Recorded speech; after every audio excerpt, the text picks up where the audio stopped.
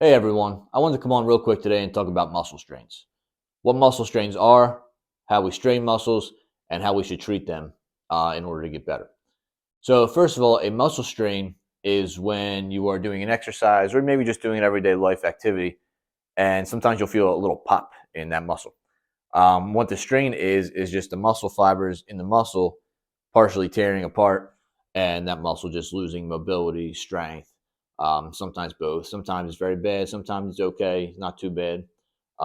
Timetable for return is anywhere from 2 weeks to a couple months. So it all depends on what you're doing and how bad the tear was. Um, so usually when you're lifting, there's three causes of muscle strains that we could look at to see why did it happen. So your first cause will be your form. So if you're doing a deadlift or Romanian deadlift or anything like that, we're going to look at your form. And if your form slipped, that's probably where the muscle strain came about and why. Next thing we're going to do, if the form's good, we're going to look at the weight we are using. All right. So sometimes you're lifting too heavy, your muscle just might be able to not handle it, and that will cause a strain. Okay. If they're both good, we're going to look at your mobility and your warm up. So if you didn't warm up correctly, you don't have mobility in that muscle, that specific muscle you strained, that could have caused a strain, putting that muscle under too much stress too quickly, or just too much weight to that muscle. So to treat a muscle strain, it's been around for a long time, since about the 70s, when Dr. Gabe Mirkin, I believe it was the one that coined the RICE method, always said rest, ice, compression, elevation. And I've been saying for the past 3, 4, maybe even 5 years at this point, that really didn't make much sense to me. And even Dr. Merkin, who coined the phrase, like I said, is recently gone back and said, all right, maybe we should reevaluate this. Maybe this is actually kind of wrong in regards to rehabbing the muscle strain. So the old method, rest, ice, compression, elevation. The rest and the ice is what really gets me, and that's what we really want to try to actually avoid, believe it or not. Reason being, resting, first of all, you strain a muscle, let's say you strain a back muscle, okay, because that's a common one. If you just go lay in bed or sit on the couch for the next week and you don't do anything, that muscle is just going to get tight and it's going to get weak. And so then when you return to doing your activities, working out, everyday life, that muscle is not going to be used to it. It's going to have no mobility. It's going to be weak, and it's still probably going to be partially torn or strained. So we want to try to avoid that muscle getting weak and tight, and we actually want to try to strengthen it up and get mobility to it while we can, while we're rehabbing it. The reason I say maybe not ice, so what ice does is ice will actually constrict the blood vessels, so they'll makes your blood vessels smaller, and I just don't think that's very efficient to get blood to a muscle.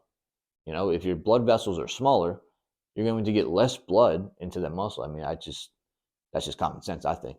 Um, so what I've been saying, and now what is coming out more in the literature, is heat and actually, rehabbing, strengthening that muscle. And the reason for that being, so when you heat a muscle or you heat, anything in your body, your blood vessels are going to dilate, so they're going to get bigger. That will allow for more blood flow to that muscle, and that will heal the healing, or that will fasten up the healing process, make the healing process quicker, and that muscle will heal quicker. Along with that, when you pull a muscle, strain a muscle, let's say your back muscle again, you want to do things to make that muscle stronger and make the muscles around that muscle that can help that muscle stronger. Okay. So let's say you strain your back muscle doing a Romanian deadlift. Your form was good, weight was fine, or let's say the weight was too heavy. Form was good, weight was too heavy. So we're not going to avoid that exercise in our rehab, but we are just going to lighten the weight a lot. So even if we're doing body weight Romanian deadlifts or body weight squats, we're going to do something, and we're going to do exercise to strengthen that muscle and the muscles around it. So we want to strengthen our back. We want to strengthen our hamstrings. We want to strengthen our glutes. Most importantly, if it is back specifically, we want to strengthen our core. All right, our core muscles that keep that stabilization in your core. We want to strengthen those, and that will get the back stronger as well. Okay.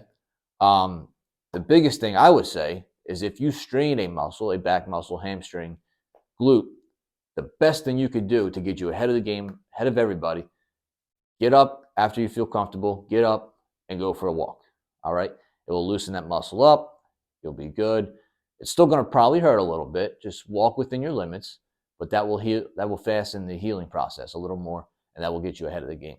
And then, like I said, you want to heat the muscle up 20 minutes at a time. Now you can use heat and ice alternating 20 minutes at a time. If you have a lot of inflammation in the muscle, the heat or the ice will actually reduce the swelling in the muscle, while the heat speeds up the healing process. Like I said, don't just avoid exercise. You want to do stuff. You want to do something that's right. I would consult a doctor or someone who can help you in the right program to strengthen that muscle, maybe get the mobility back in that muscle, and help you actually return to doing whatever it is that you want to do. And that is pretty much all I got for today. So remember, let's try to stay away from the rest and the ice and go more towards the heat and the rehab. Consult a physical therapist, a doctor, or someone who knows what they're doing for a program. And thank you for all for watching, and we'll see you soon.